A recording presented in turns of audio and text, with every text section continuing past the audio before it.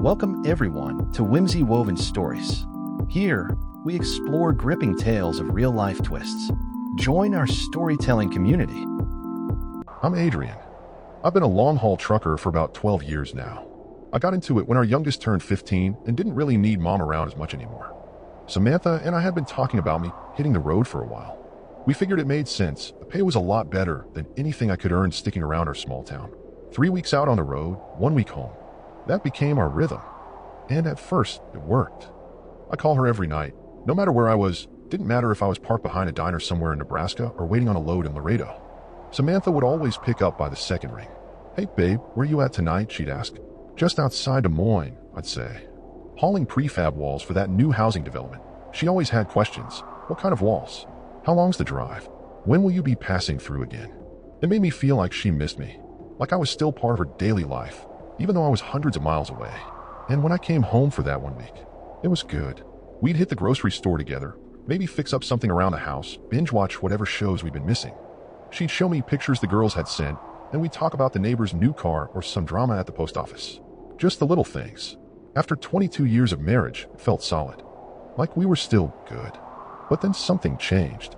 I'm not even sure exactly when. Maybe last spring. That's when she stopped asking about my routes. I remember calling her from a truck stop in Arizona. I just picked up a load of steel beams headed to the Carolinas. I was sitting in my cab with a sandwich in one hand and my phone in the other. "Hey, hon," I said. "Just got loaded up in Tucson. Headed cross-country. Gonna take the southern route, swing through Atlanta." There was a pause. Then she said, "That's nice, honey," and changed the subject. Just like that. The calls started getting shorter, too. We used to talk for at least an hour every night while I was parked for my rest break. I'd be sitting there eating some gas station sandwich in a rest area somewhere, and she was my connection to home. She'd fill me in on the gossip from her job at the county clerk's office, ask what I was hauling, how dispatch was treating me, if I'd seen anything weird on the road.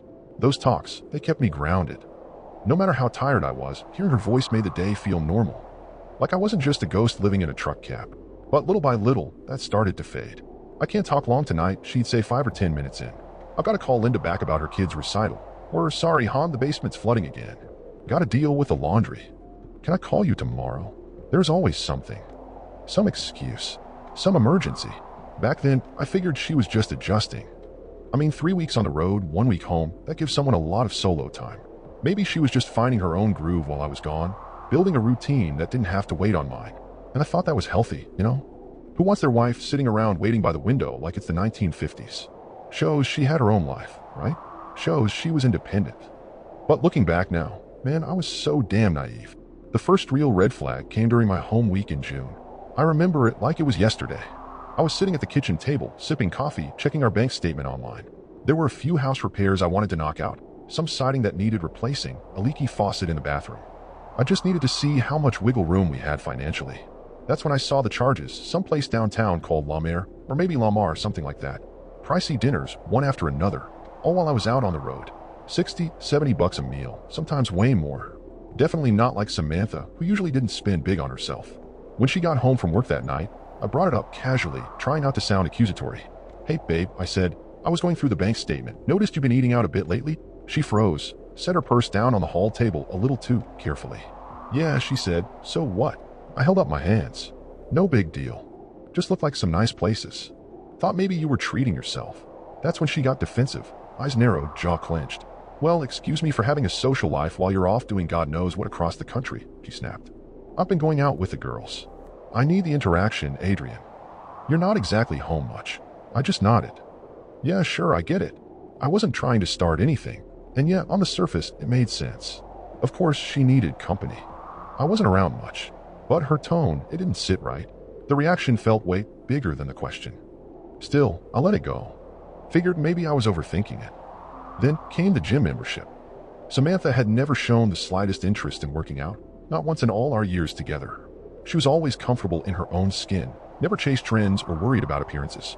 That was one of the things I loved about her. So when I came home in July and saw a sleek little membership card sitting on the kitchen counter for some high-end fitness club I'd never even heard of, I was completely thrown off. None of it made sense. It was one of those glossy plastic cards, the kind with a fancy logo that looked like it belonged to a luxury spa.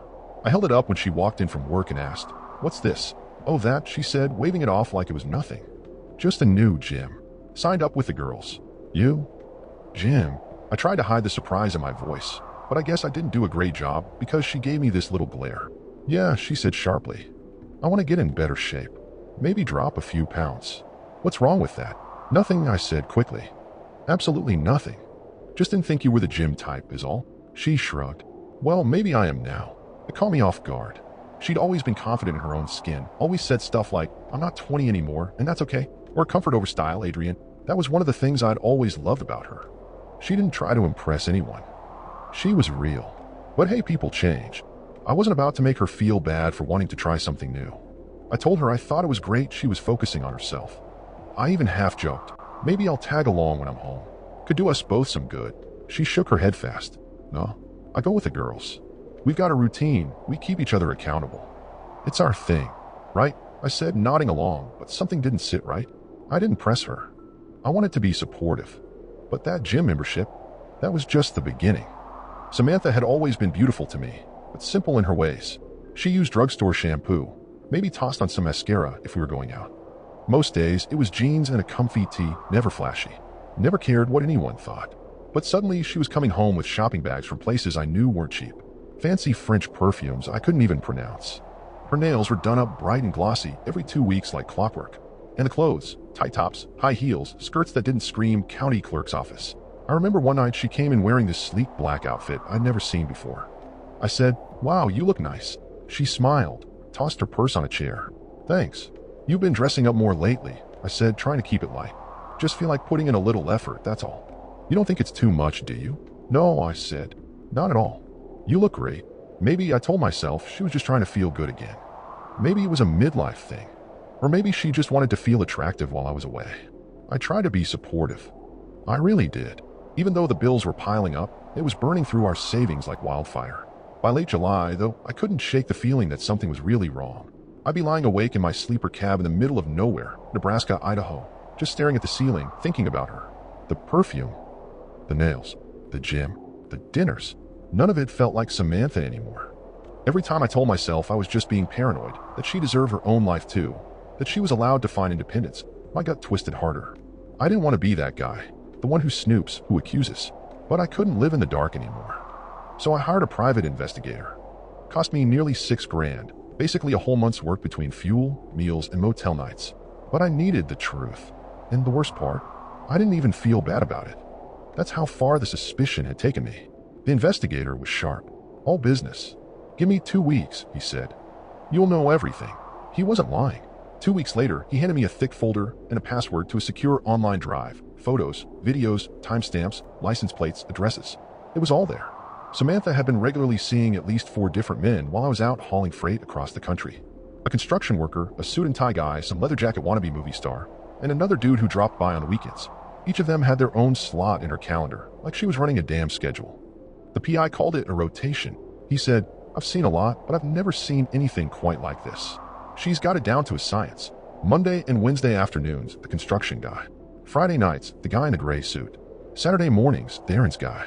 Tuesdays and the occasional Thursday, the younger guy in a leather jacket. The kicker, 2 of them were showing up at the same time. The construction guy and the older man in the suit. They both come over like it was no big deal, like it was part of the plan. I remember sitting in my cab that night, holding that folder, just staring at the part where it said 2 of them together. In my house, the breaking point came a day later. I just picked up a furniture load supposed to haul it across the country. Easy gig, good money. But then I got a call from dispatch. Warehouse fire in Denver. Receiver couldn't take the shipment.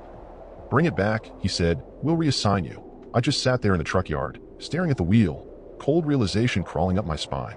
I remembered what the PI told me, Tuesdays at 2 p.m. It was Tuesday. It was almost 2. I didn't call her. Didn't text. Just drove straight home. Pulled up around 2:15. Samantha's car wasn't in the driveway. No surprise, she was supposed to be at work until 5. But there were 2 cars parked out front. One was a rusted red Chevy. The other, a sleek gray Lexus. I didn't even need to double-check the photos. I knew those cars.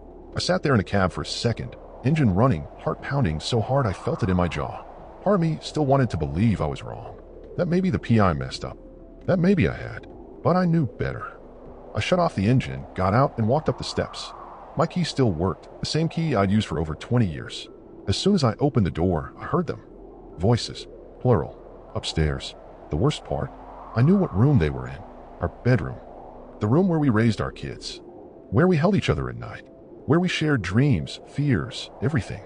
And now, I just stood there at the foot of the stairs, frozen. My duffel bag still in my hand.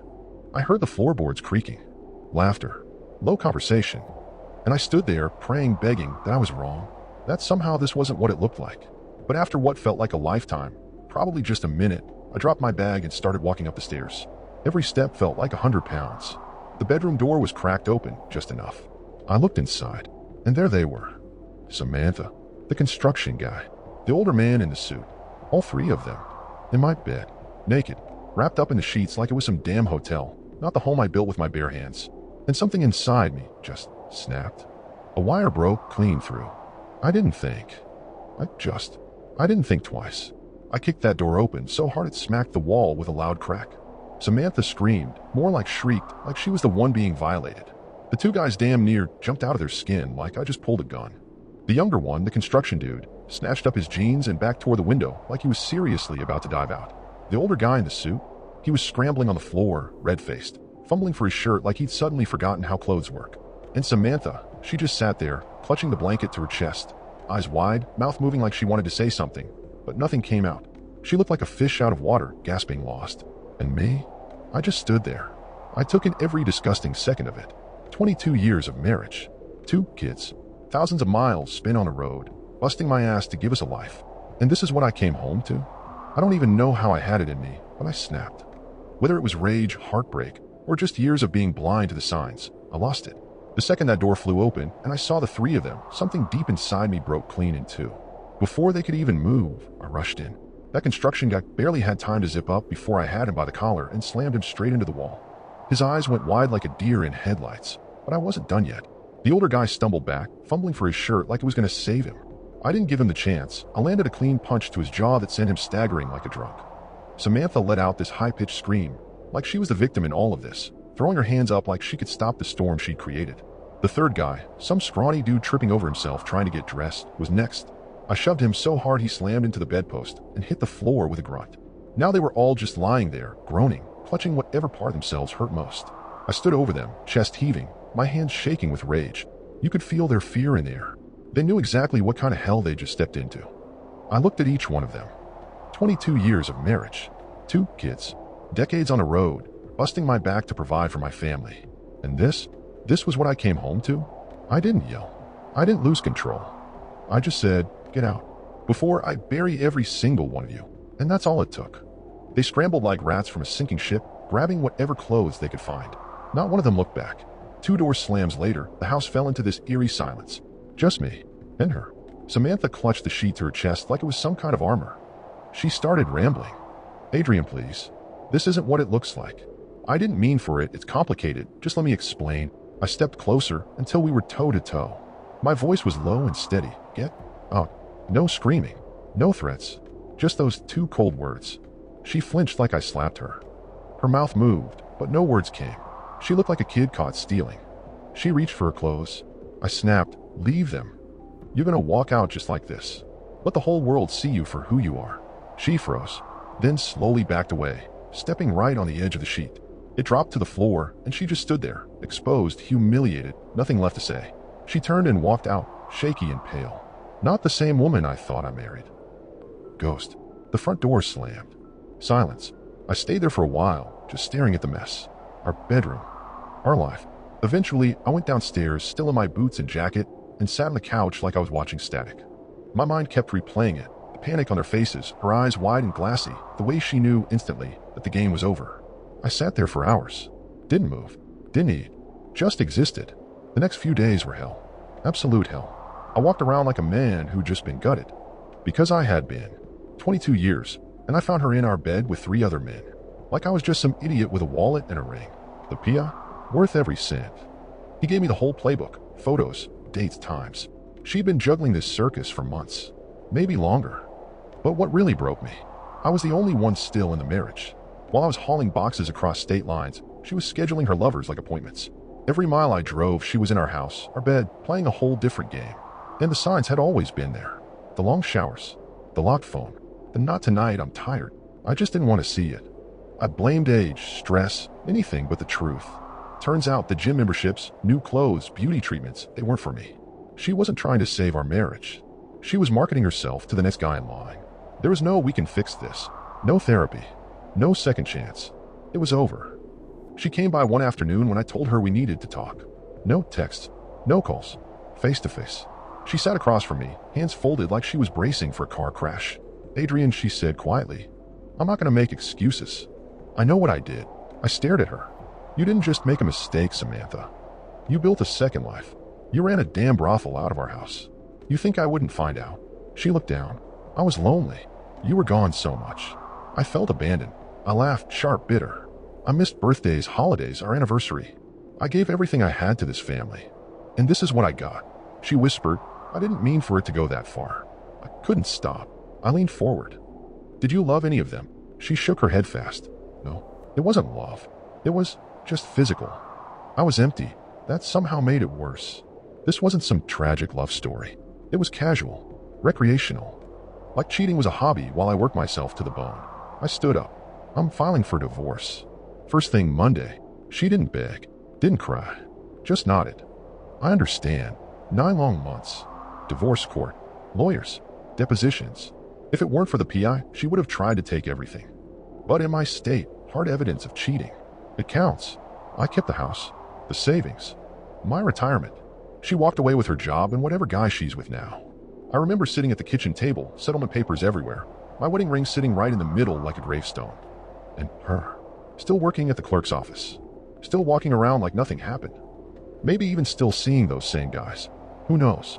The kids, yeah, they took it hard. They're grown now, married with families. But watching your parents split up, it guts you. I told them everything. Showed them the reports. I wanted them to know this wasn't some "we grew apart" story. She blew up our family. I wasn't going to let her rewrite that. My daughter cried. My son clenched his jaw so hard I thought he'd break it. They were both hurt, angry, but they're trying to keep something with her. And I won't stop that. She's still their mom.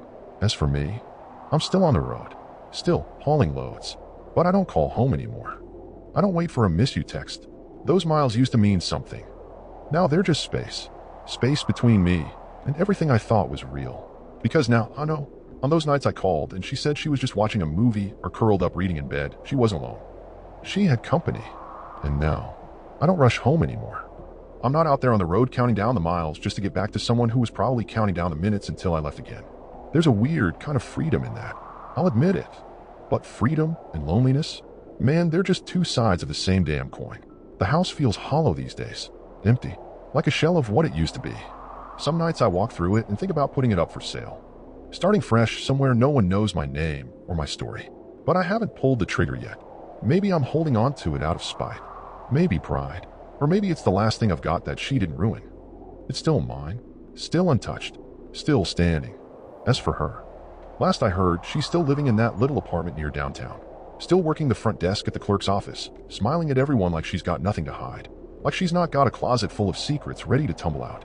Sometimes people ask me about her, old friends, old neighbors. They'll say, "Man, you two always seemed so solid. What happened?" I give them the easy answer. Life happened, because the real story, most people wouldn't believe it anyway. We drifted apart. The distance finally caught up with us. Most people just nod when I say that and move on. But the ones who really knew her, they pause, like they already know the truth, or at least enough of it not to press further. But what sticks with me the most? What hits me in the gut when I'm stretched out in the sleeper cab of my rig, staring at the ceiling in the middle of nowhere? It's those phone calls. All those nights, I'd be parked at some dusty truck stop, dialing her just to hear her voice, just to say goodnight. And she'd say, soft and tired, "I miss you. I'm just watching TV, reading, waiting for you to come home." That image, that sweet little lie, kept me going on those long hauls. But now, I can't stop wondering what she was really doing. Was she sitting there with a smile on her face, figuring out which one of her boyfriends to call next? The PI I hired showed me enough to know it wasn't just a one-time mistake. 2 of those guys showed up at the same time more than once, so yeah, some of them knew about each other. Did any of them know she had a husband out there grinding on the road to keep the lights on? Or did she paint me as some loser who bailed on her? The investigator told me this happens more than people like to admit. Marriages where one spouse travels a lot, they can break apart at the seams. But usually it's one guy. Maybe 2. Not whatever twisted mess Samantha had going on. I've been seeing a counselor. It helps, kind of. She keeps reminding me, what Samantha did, it wasn't about me. It was about her issues, her needs. And I get that, logically. But emotionally, it feels like I just woke up from a 22-year lie. What really gets me now is the loneliness. After being married that long, your partner isn't just your spouse. They're your anchor, your home base. Even when things were bad, they were familiar. Now, I'm 51, truly alone for the first time since my 20s. And I'm not gonna lie, I have no clue how to be single at this age. But I'm learning.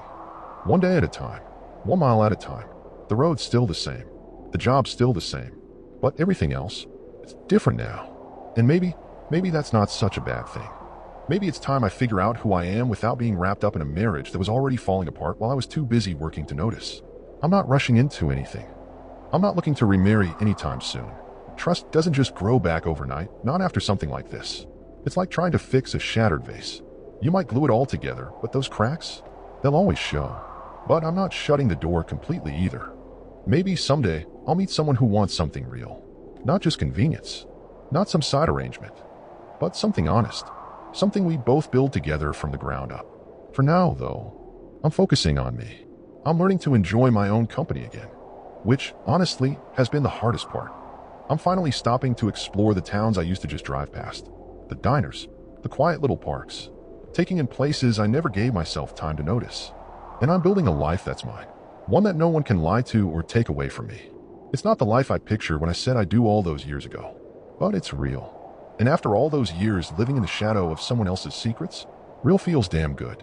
Dear, all please comment, like, and subscribe the channel to help us to beat the YouTube algorithm. Thanks for listening. Share your opinion in comment section and also do like and subscribe to the channel.